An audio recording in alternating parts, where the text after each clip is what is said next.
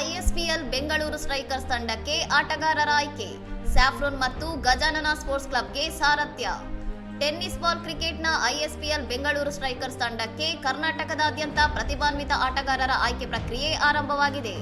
ರಾಜ್ಯದ ಮೂಲೆ ಮೂಲೆಗಳಲ್ಲಿರುವ ಅಪ್ರತಿಮ ಗಲ್ಲಿ ಕ್ರಿಕೆಟ್ ಪ್ರತಿಭೆಗಳನ್ನು ಗುರುತಿಸುವ ಈ ಪ್ರಕ್ರಿಯೆಯಲ್ಲಿ ಕರ್ನಾಟಕದ 36ಕ್ಕೂ ಹೆಚ್ಚು ಪ್ರಮುಖ ತಂಡಗಳು ಭಾಗವಹಿಸಲಿವೆ. ಈ ರಾಜ್ಯ ಮಟ್ಟದ ಜವಾಬ್ದಾರಿಯುತ ಆಯ್ಕೆ ಪ್ರಕ್ರಿಯೆಯನ್ನು ಯಶಸ್ವಿಯಾಗಿ ನಡೆಸಿಕೊಡಲು ಪ್ರಸಿದ್ಧ ಗಜಾನನ ಸ್ಪೋರ್ಟ್ಸ್ ಕ್ಲಬ್ ಹಾಗೂ ಸ್ಯಾಫ್ರೋನ್ ಸ್ಪೋರ್ಟ್ಸ್ ಅಕಾಡೆಮಿ ಕೈಜೋಡಿಸಿವೆ.